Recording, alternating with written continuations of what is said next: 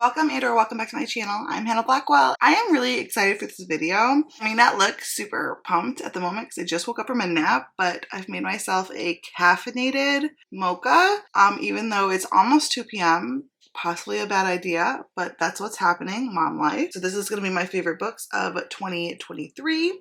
And I have 14 books on this list. I know that's a random number, but these are just my favorite books from the year, and I didn't feel like pressuring myself to keep it at a certain number. And I didn't feel like the top 14 through 11 were honorable mentions. I felt like they deserved to be on the list, so they are. Keep in mind, these are not books that all came out in 2023. These are just books that I personally read in 2023, and they are my favorites. This list is in order, but that order could change daily. So this is just the order that I see them now. Okay, so because I might be going on for a little bit about each one of these books, let's just get into this video. The first book I'm going to talk about, number 14 on this list, is Ninth House by Leigh Bardugo. This book is about Galaxy Stern, and she is admitted into Yale to work at this secret society that oversees the rest of the secret societies. And her job is to make sure that their experiments and their alchemy and their basically magic doesn't go haywire. She can see grays, and these are basically ghosts, and she can see them, and so they want her to use that ability to keep them under control during the experiments and things that these secret societies are doing. But there's also this mystery underfoot. And it's really, really good. Definitely very gritty. There are trigger warnings for this book, so make sure you check them. But this one is very dark, at times hard to read, but super interesting and super, super unique. One of the only dark academia books that I've really enjoyed besides Catherine House. And it gives me that like shining light, that beacon of hope that I could still maybe be a fan of dark academia. A lot of other dark academias have just not been my thing, but this one was totally my thing. I loved it. I can't wait to read the second book in the series. I was gifted that book by Jess from Honest Fiction. It's on my shelves right now. I'm not going to grab it, but it's called Hellbent. But definitely deserved a spot in the top books of 2023. Next I have, and I can't believe it's like so high on this list, but I had so many amazing books in 2023 that yeah, it's how it is. But yeah, number 13 is Sword Heart by T. Kingfisher. This is my favorite T. Kingfisher that I have read, and I loved it. It's a fantasy romance, but it's very, very cozy. It's about this woman who is a widow.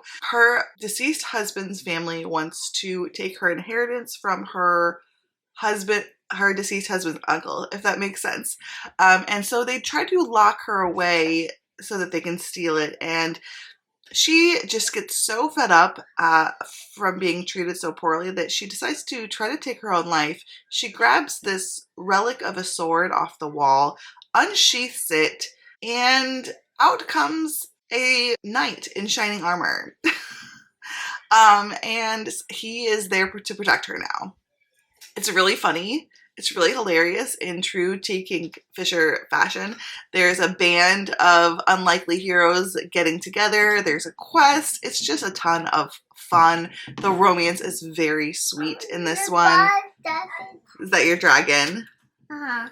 And I loved it. I loved it so much, and it makes me really want to read Paladin's Grace, which is also set in this world. Okay, so I've got a child here.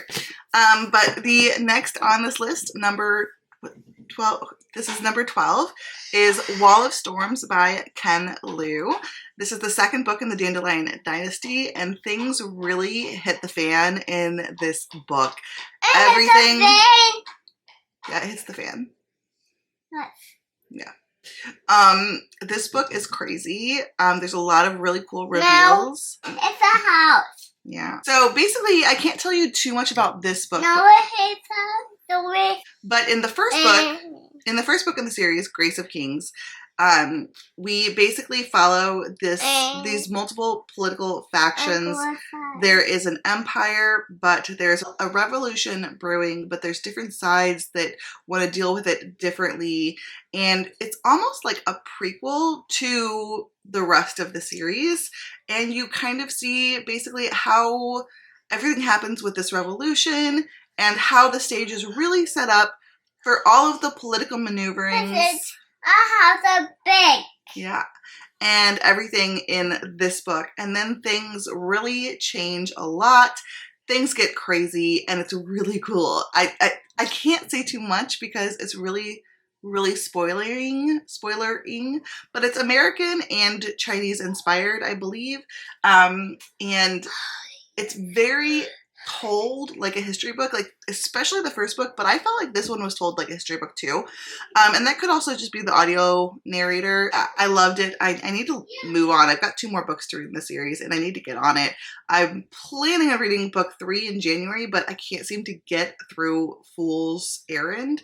And that's kind of holding me off. I'm just over halfway through Fool's Errand now, and I swear as soon as I'm done with it, I'm picking that up. And then once I'm done with that, I have to pick up my reread of Stormlight. So yeah, I gotta get on it. But Wall of Storms, once again, I'm surprised that it's not higher on the list. I just had so many amazing books this year that that's what happened. Okay, next I have another series continuation. This is actually the final book in a trilogy. This is Ship of Destiny. The first book in this trilogy is Ship of Magic. This is by Robin Hobb. This is the second trilogy in the realm of the Elderling. So I was just saying I was reading Fool's Errand. That's the first in the third trilogy. But this trilogy follows a few different cast of characters.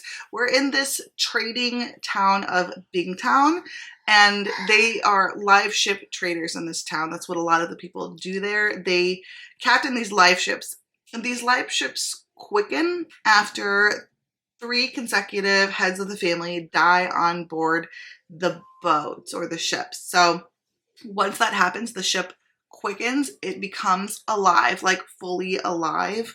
And it's very interesting. There's also lots of family dynamics, family politics, and general politics and political maneuverings. Plus there's pirates and just a lot of really cool magical entities. I can't really say more because I think it's a bit of a spoiler. I do recommend actually reading the first Fits in the Fool series. What is it called? Assassin's Apprentice is the first book in the Farseer trilogy. I do. What are you doing? What are you doing? Goofing. I do recommend reading the Farseer trilogy first before you read the Live Ship Traders. But yeah, this is beautifully written. Robin Hobb is an expert in character development. I've never read an author that does better character work than her. I'm like trying to figure out what one's next. I had to look it up. Here we go. Okay, so the next on my list is a book that's really surprising to me. I don't know, is this the first time a historical romance has made the list? But this was a 6-star book.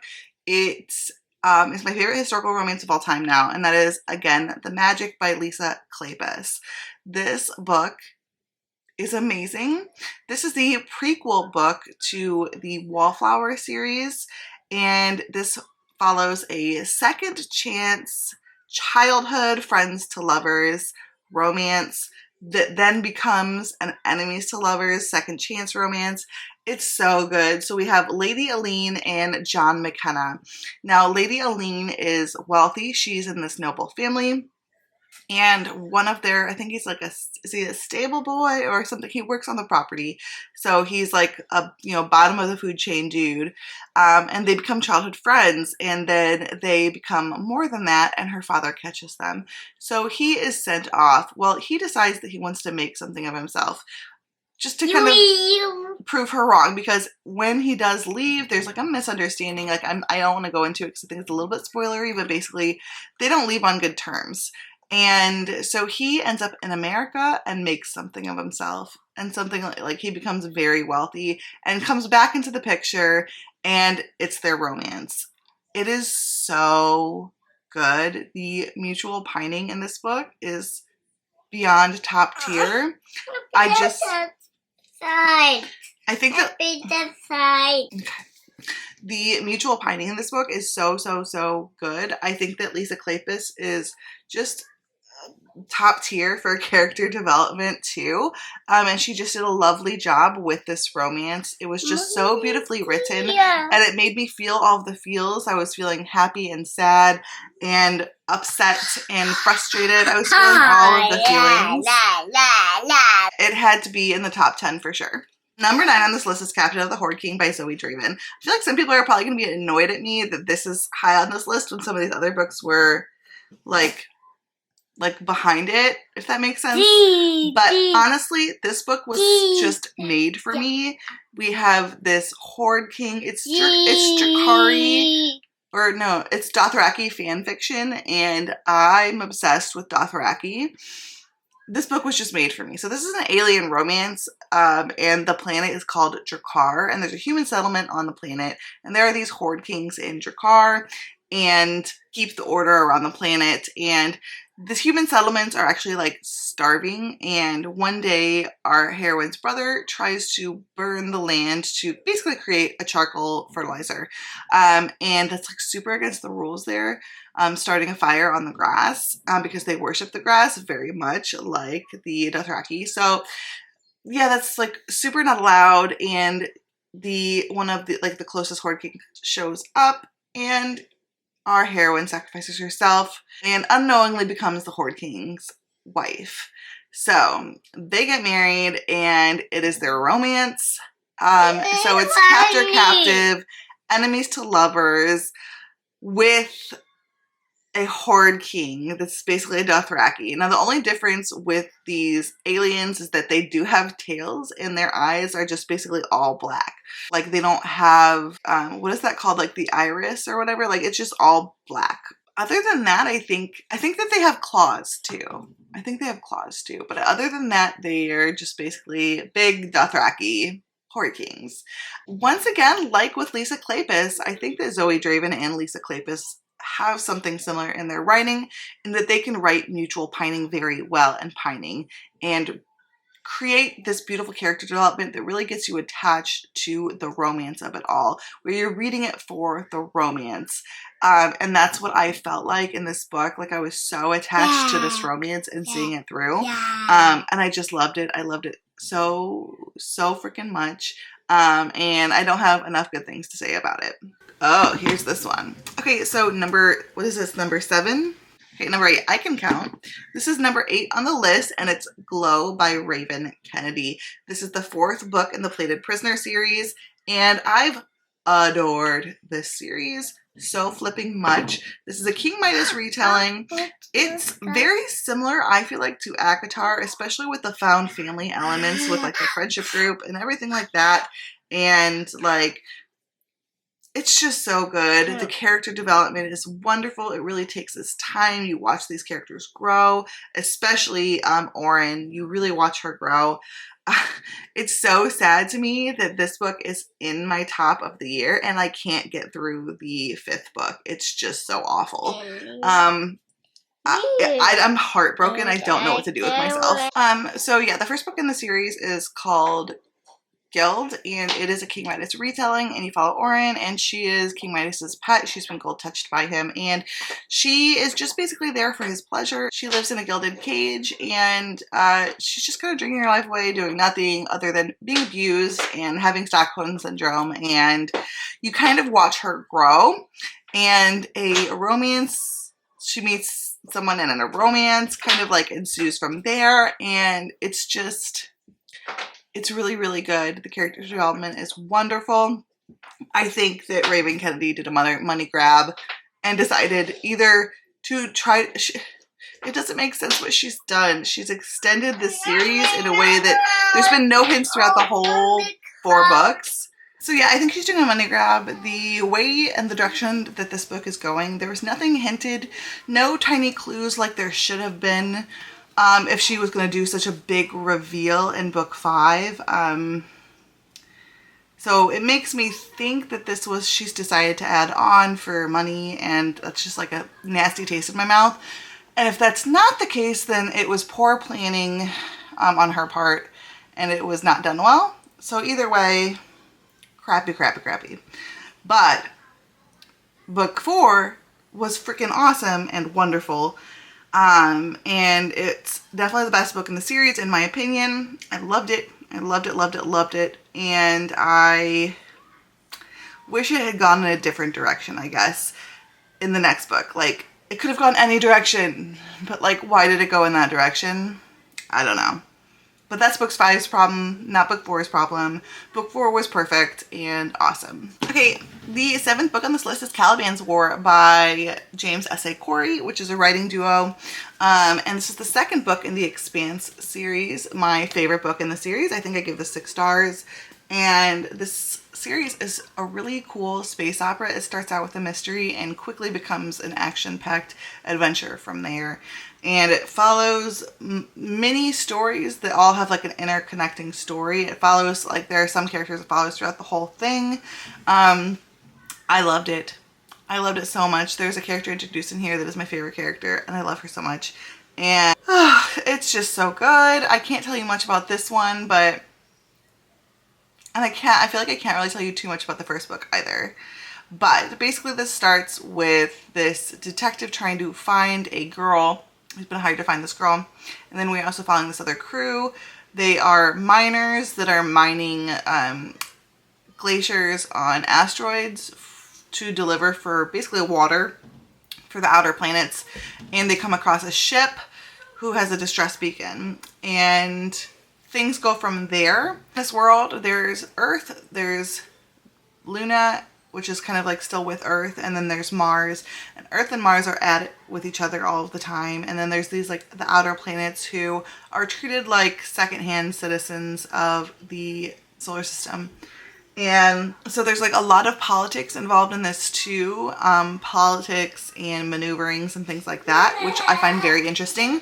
But it's also action-packed with lots of like space war and battles and things like that too. It's just really good. If you're looking for a good space opera series to get into, check this one out. Number 6 on this list is another cozy, and a lot of the ones on my very top are cozy, I feel like, but yeah. This is Curses and Cocktails by S.L. Rowland. I loved this book. I actually love this book even more than Legends and Lattes. I thought it was beautiful. It was inspired by Legends and Lattes. The author is very open about that. But I just thought he did it a little bit better. So this is queer, and it's about this this guy who gets out of the military. He's a blood mage elf, I believe. But his powers are basically taking a toll on his body. And he wants to go south where he thinks that he's gonna his body's gonna heal better. And he has this recipe book of cocktails that was left to him by his father. And he's really interested in it. And he meets this bartender in this town. And the two kind of hit it off and start working on and trying out some of these cocktails. And they end up opening a bar together. And it is so flipping cute. I mean, everything about this is cozy, from the town to the friends, the found family, the animal companions. Everything is super, super sweet. The romance is really, really sweet too. I loved this book so, so much. I need to get myself a copy so I can reread it. Definitely top, top, top. This had to be in like my top, what is this, number 6? It was almost in the top 5 books of the year, but you'll see why it couldn't make it. But man, this was so good. In the top 5, I was really surprised that I had 2 books from December. I mean, like, I wasn't surprised, but like in December I was surprised at being like, wow, this is a favorite book of the year. And then like, wow, this is another favorite book of the year. One of those books was How We Go in the Dark by Sequoia Nagamatsu. This book is a collection of short stories that are all connected, like interconnected, kind of like Love Actually. And this is a kind of like a futuristic dystopian pandemic science fiction book. So basically, in the melting permafrost in this first story, we see scientists finding this disease. And then we see how it's affected the world, like, and we keep stepping further into the future until we get like really far in the future, which is really interesting. So we're seeing generational connections too between stories, which is really cool. A lot of these books, or a lot of the stories in this book, are super, super sad. Make sure you check out trigger warnings. Obviously, grief, death of a loved one, things like that are going to be in there. But there's some really hard hitting things in here that are really tough to read. So just FYI. But I just thought it was worth it. It being hard to read at times was worth it because it was just so interesting and really impactful. And I don't think I'll forget what I read in this book for a very, I don't think I'll ever forget. But it's impacted me drastically, and it's put me into like a huge sci-fi binge. So I read this, and then I started the Expanse series, and then I read another book that's on this list, and I've just been reading a lot of fun sci-fi too, and hard-hitting sci-fi. So anyway, even if you're not usually into short story collections, I hate them. Still check this one out. Just make sure you're in the right headspace mentally to be able to handle it, because it's really hard to read at times, like I said. But it's really beautiful. It's really cool how everything's connected. It's really interesting. And it's also kind of scary because, like, this is totally possible. So it's kind of terrifying at the same time. Okay, next I have the other book that I read in December that is also a sci-fi. And, oh, so actually, no, that's three. That's 3 books that I read in December that are on my top books, because Caliban's War too. Okay, anyway. A Song for the Wild Built by Becky Chambers. The first Becky Chambers I've read. Now I'm like, I need to read more. I need to read more from her. This book was so flipping cute and sweet and lovely and darling and a warm hug. This book was a warm hug. So this is about a tea monk. And in this future Earth, we have given up control over AI and like robots because we've allowed them to be their own race of people, basically, because they gained sentience, and we've also kind of gone back to the earth at the same time too, you'll see. So it's very earth conscious. So it's a very interesting future. Anyway, so, but it's also like not utopian, but it's a positive view of the future, I would say. And we have this tea monk. He's a monk that he decides that he wants to change what he does as a monk, and he decides he's going to go into tea service, where he travels around and is basically like a traveling therapist. He offers tea to people and listens to their problems. What's up, honey? So yeah, he goes into tea service and he ends up meeting a robot, and the robot he's like on a mission, and he wants to learn what people want, or is it what people need? Yeah, the robot wants to know what people need, which is a very difficult question to answer if you think about it. Is this the robot? Yeah, that's the robot. So he's just being careful with the butterflies? Yeah, he's being really careful with the butterflies, huh? Mm-hmm. Yeah. So he loves the butterflies. He loves the butterflies. That guy does not love the butterflies. I think he loves the butterflies too. I just think he's drinking tea. He's just drinking tea? Yeah. But the robot does not like to drink tea. He might like to drink tea, but right now he's playing with the butterflies. Why? I don't know. So yeah, they start having this conversation while they're like along the road, traveling, trying to figure out what people need. And it's really lovely. And I just thought it was really sweet, and it made me think, and once again had a really big impact, I think, on me. So a couple of really impactful books in December. Okay, number 3 on this list is my, I don't know, I guess, I was going to say it's my last fantasy romance, but like you could definitely make an argument that books 2 and 1 are fantasy romances, so. But this is the most fantasy romance-y of them. Okay, so this is To Snap a Silver Stem by Sarah A. Parker. This is book 2 in the To Bleed a Crystal Bloom series. I don't know what the actual series name is, but the first book is To Bleed a Crystal Bloom. So this is a Rapunzel retelling, and very much like a retelling almost of like Tangled, like the Disney Tangled story, but imagine it very dark, a little bit like Witcher elements. Things can get pretty bloody and gory, and dark too. There's trigger warnings. The relationship in here is a bit toxic, you could say, as well. A bit very, very toxic.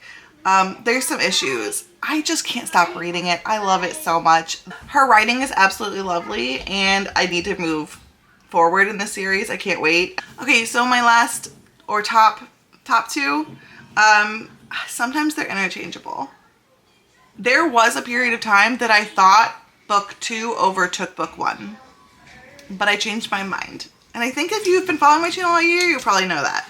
Or you probably know which 2 books I'm talking about, or at least what book I'm talking about that's going to be number 1.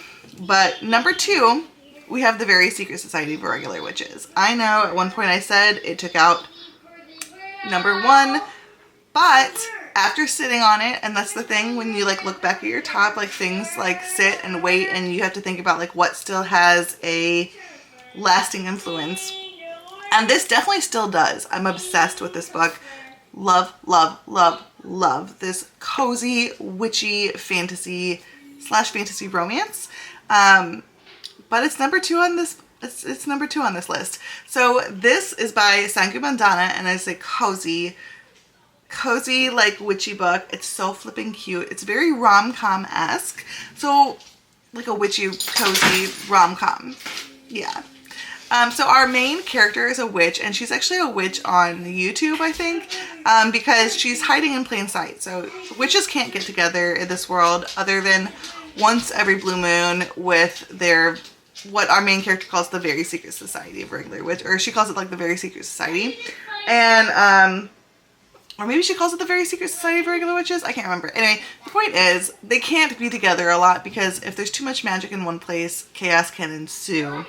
She gets an email one day from this house called Nowhere House that has these 3 girls, and they want someone to help out with their education. She finds out these little girls are witches, and it's so sweet. The main like couple that like owns the house is a queer couple, I believe. No, maybe they don't own the house, but they like are in charge of it. I can't remember. Anyway, and then so there's this like curmudgeon librarian who helps with their teaching and everything like that, that loves these girls so much, and she and him kind of hit it off. And there's a lot of discussion here about like childhood trauma and healing from that, and what that means and what that looks like. I loved it. I loved its messaging. I loved the romance. I loved the found family. I loved the girls. I loved everything about this book so much. Yeah, this book is like an absolute favorite. Once again, another book I really want to read. I never reread books, and I'm always like, I want to reread that. But like a lot of these books on this list, like I really, really want to reread one day. Like I really do. Okay, let's do it. Let's talk about number 1. Okay, I think you guys already know what this book is if you follow my channel for any amount of time this year. And that is Emily Wilde's Encyclopedia of Fairies by Heather Fawcett. This book, I read the arc to the sequel, guys. Like, I actually read an arc. That's how much I'm in love with this series. Loved, loved, loved, loved, loved, loved, loved, loved. There is no better representation of fairies than this book. None, none, none, none, none, none. I'm obsessed. I love our curmudgeon main character. She is just, Emily is just, she's a trip, man. She's a trip. So she's very curmudgeon-y. She's not great with people. And then we have pretty soon showing up Bramblebee, who is the opposite. Like, he's great with people. He's really hilarious. So anyway, Emily Wilde, basically in this book, she is writing the Encyclopedia on Fairies. This is like a reimagining of Earth with fairies. And people know about their existence, and there's like you can get a major in it and stuff like that. It's called Druidology, and so they are professors. Both her and Bramblebee are professors of Druidology, and this is also historical fantasy. So yeah, this is historical, and Emily Wilde has gone to a she's gone to a Nordic area. I'm not sure, maybe it was Finland, somewhere in Finland, and it's like fall, so it's starting to get really cold there, and the village people don't quite warm up to her because she's not very good with people. So Bramblebee shows up and starts to help her out, and she's kind of on a mission to find this different type of fairy, that they call the tall ones, and it goes from there and adventure ensues. This book is really cool. It's got footnotes that I think are really fun. Like, I'm not usually a big footnotes fan, but I liked the footnotes a lot in this one. And it's kind of like her journal, or like her field journal in preparation to write her actual encyclopedia. And I loved it so flipping much. I loved it. And there's a romance in here that's so freaking sweet. Book 2 is amazing too. This is an all-time favorite. All time. Please, I cannot wait for Heather Fawcett's third book. Y'all need to read this one. Read the second one when that comes out. I think it comes out in February. It's very good too. Yeah, I can't say enough good things. The representation of fae in here, how each kind of like breed of fae is a little bit different. Some are quite malicious. Some are just kind of like to mess with people. Some are really sweet and like to be helpful. Some are just mean. Some are just cause trouble. And then some really just give zero cares about humans. They just think themselves better than, and not even just better than, like there's just no consideration at all of humans. Like, I don't know. I loved the representation of the fae in here. I also loved the characters. I loved the found family and the friendships, and there's nothing I could say else about this other than it was just perfection. So there you guys have it. Those are my favorite 14 books of 2023. I hope you guys liked this video. I cannot wait for 2024 because I really feel like it's going to be a really good year for reading for me. I have a lot of fun plans, so stick around. If you haven't already subscribed, go ahead and click the subscribe button. Comment down below. Let me know if you've read any of these or if they're on your TBR. What's your favorite book of the year? Don't forget to click the like button. All of my social media is linked down below in the description, including my Goodreads, Instagram, and my Patreon. Until next time, fellow readers, keep reading and living your best life. Guess you're trying to stay strong and fake a smile until I look away. But I've known you too long, it hurts to watch your blue eyes fade to gray as you fade away, as you fade away.